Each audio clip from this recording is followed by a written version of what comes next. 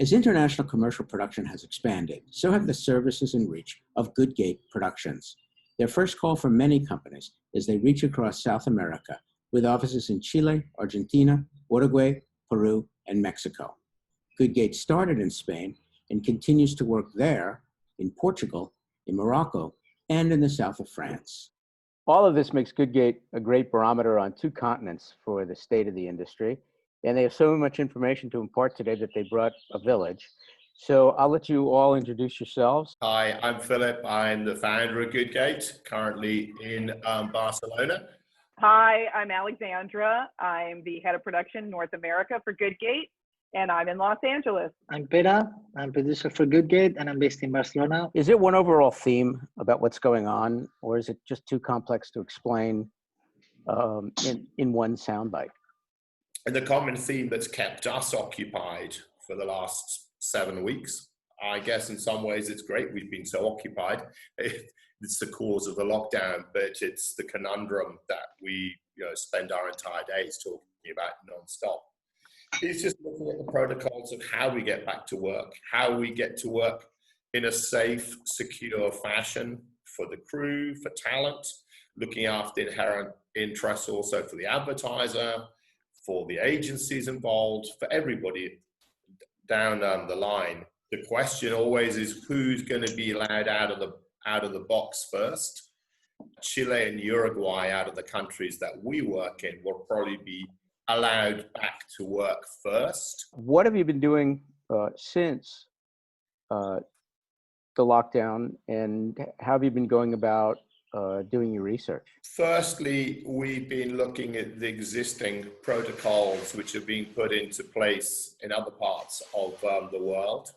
Talking with the AICP in Australia, the AICP in the US, talking with the equivalent in Australia, who have actually already been shooting. Small things, normally studios, but looking at the protocols that they've been putting into place. It's basically, and fundamentally, everybody is doing the same thing. It's just working out of how we implement all of those conclusions on a set to keep it safe, that allows us to try and actually do the work we were sent to do there in the first place. We're now joined by another member of the Goodgate team who is actually in a higher technology streaming test. So Chris, why don't you introduce yourself, please? As I said, we're doing a test here in Santiago, Chile, with the Association of Production Service Companies. We all together did a Zoom meeting with some technicians in a rental who put together this Q-Take system with 2 cameras. They shared the link with us through the Q-Take application, which worked really well. I have it on my computer right now, so they're still transmitting. And we all put together this through a Zoom meeting where we talked and we asked them some exercise in terms of acting. And it worked really well. The delay was like less than a second. So I think it's going to work really well. I was saying that some people are really excited about it because it means they don't, not only don't they have to show up on location, but they can save the money to do so. They don't have to waste time to go down there. And some people think it's the impending nightmare. The idea of running a shoot on a different time zone, we're thousands of kilometers away, and not having the creatives there, not having the agency producer there, maybe not even having the director there. I think this, at the end of the day, is a very human relationship business. And it's about those relationships. It's about sitting down and you talk about the job all of the time, whether we like to admit it or not. Even we're sitting down having a glass of wine at dinner after the end of the day with the director. We're talking about the job. We're running it through, and the more we run it through, the smoother we make it all. To take it down to A, B, C, D, E, and F, which you can discuss at certain key times of the day, take into account time zones, etc., I think sounds like a bloody nightmare. There are many people who are kind of like, we need the content, we're going to do it whatever way we can. What's being done now, these remote shoots currently, are super simplified by necessity, and they're very slow, but they're being done. So I think it may be something we have to deal with. Is it my preferred way of working? Absolutely not. On the other hand, the prospect of someone, getting on a plane and sitting in quarantine for 14 days in a country and for a 2-day shoot is kind of crazy. What are the measures we can do to mitigate these things coming off the rails? The creative has to be designed to make shoots as safe and feasible as possible. Smaller amounts of talent, just basically what we're shooting is to be less complex. And we're just going to have to learn, I guess, a different way to shoot, which is going to be, we'll be bringing the first AD on board earlier than we would have done. Regarding obviously the saving of the expenditure on airfares and hotels is going to help to mitigate the additional costs on streaming, on handling COVID, et cetera, et cetera. I think generationally, the experience of shooting has shifted, certainly over my career. And I think we have another shift coming. And personally, I'm going to be searching for a way to get the same kind of enjoyment and collaboration out of it. There seems to be a consensus about who's going to open up first and how it's going to be happening if they're not already. Obviously, Sweden never closed. Denmark, Iceland, New Zealand, Chile, Denmark, Uruguay. That kind of seems like where it's happening first. Probably Australia is going to open up very fast if it hasn't already done so. A first cousin of my wife's is a nurse on set as a shoot nurse, and she tells us they've already actually done a couple of shoots. I would think her rate went up. Yes, I imagine so. The location scouting has to be different. The procedures are gonna be different. It's not gonna work at how we used to. If they don't do things properly, that's gonna kill a market. And I think we need to be, we need to all be aware of that. The script is gonna tell us what is possible and where, in terms of cost, light, location, a lot of things. So I think it's a mix where if we can all share this information and try to all making it work, I think it's going to be better for everybody, trying to, instead of competing, trying to understand where we are and how to make it work.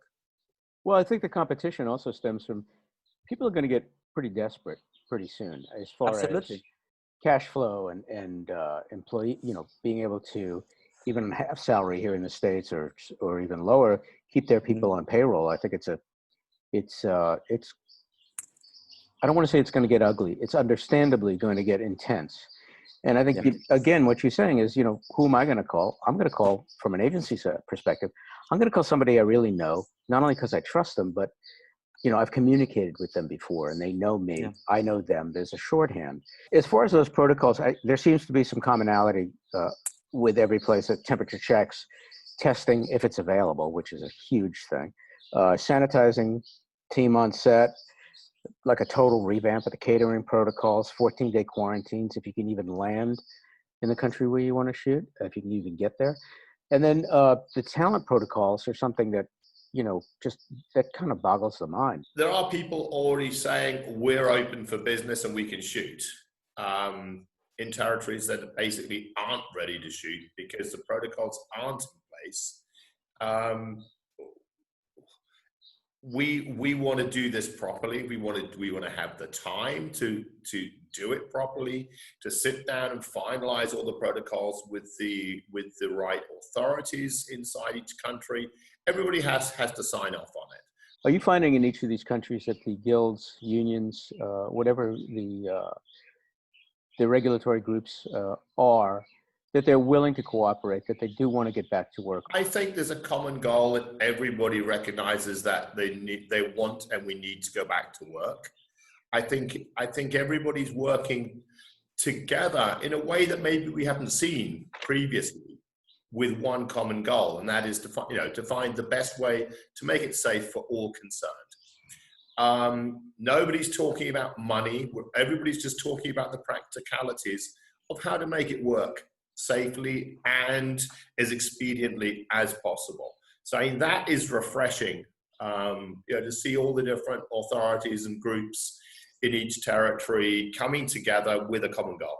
What are you guys hearing on the liability and insurance side?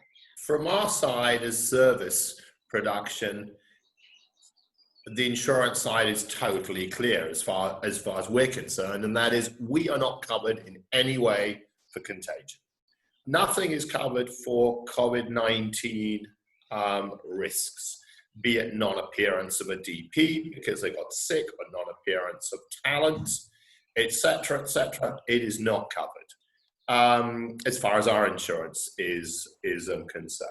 We're obviously going to need the crew to sign certain waivers. We've been discussing with lawyers in all the different countries that we work as to the legality or how far we're stretching legality on insisting that people sign such documents.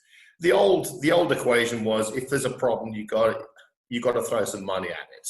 If you have no time, you need more money, etc., etc. Now, we definitely doesn't matter. We're going to need time. Yeah. That's the fundamental thing. We're going to need time, and we're also going to need budgets of people to understand that as we go through day by day down a new process of how we're going to work together, they're going to have to take a view that budgets have got to be slightly flexible as well, as they might increase as we go down the road. Well, I also think that expectations and concepts will have to be flexible, because you'll come on certain situations where it's just like, well, we just can't do that right now. It'll be interesting to see the new creative that comes out as well. I mean, already when you're watching television and you see an ad where there's a lot of people together, it's kind of takes you back, and something's wrong with it, because advertising talks to people for current times.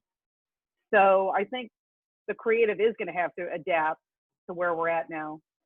People are going to have to design scripts for where they're going to be able to shoot. Spain, what's going on in Spain? I think everything keeps changing, and we hear one thing from the government, and then next day we hear another thing. They said that we could be shooting on stages, pre-sanitized prior to the shooting, or private locations with no more than 25 people on set, with distancing between talent and all this kind of stuff. But we need to keep updating every week, because the laws and the government keep changing as well. But I assume around the beginning of mid-June, we're going to be able again. In the last 6-8 weeks, what have you learned about yourself that surprises you the most? That I haven't missed going out as much as I thought I was going to do. I mean, I'm very lucky that my wife is the most amazing chef. And I see where your priorities are, Philip. This has been a huge time for me just to reflect what life is about, the fundamentals, and actually spending time with your family. It's been really nice to put my feet back on the ground. Go ahead, Cristobal. No, I agree 100%. I think it's amazing how fragile everything is at the same time everywhere, and how important it is for everybody to be able to be in touch with their families, with the people that you love. We took the side wheels of the bicycle to my kid a couple of days ago, and that's something that probably I would never been able to be here in my house to see it. And I think that's what's important right now, and work together along with the other companies. I think for me at least, it's been really amazing, trying to put everything in one place for everybody, even though we compete, try to create something that allowed us to keep working and be better, and I think it's everybody has to be more condescending and try to make things work together and not competing. I think we always see directors that want to do their commercial and the agency their commercial, and now that's not going to happen. We need to be in touch. We need to work together, all of us, to make it work. And that's something that it's going to happen, and it's happening right now. I think things are changing towards that way, working together, trusting each other, and do the best possible. I think one of the things we've always talked about is a film community or production community. Yeah. And I think we're seeing that that's beginning to assert itself again. And I agree, Cristobal. Alex? Well, for me, it's not as much of an adjustment as for everyone else because this is my office.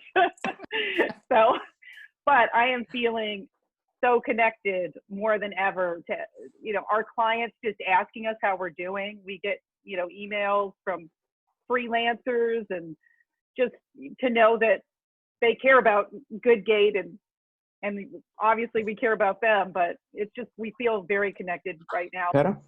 It's just scary how fragile everything is and how this can affect globally so easily. And we can be in this kind of alert in a global way that should make us think what's important, and maybe not just as Philip said, we're gonna need more time now, and that's a good thing that we get to see this for the near future, and not just stress and work, and maybe everybody, now that's affecting globally, everybody start to see it in a different way. I want to thank Philip, Cristobal, Pere, Alexandra from Goodgate Productions. Appreciate your time. Please stay safe, be healthy, and hope to see you all again soon. Thanks very much. Absolutely. Thank you You very too, much. Bob. Take Thank care. you. Thank Bye. you, Bob. Thank you. Bye.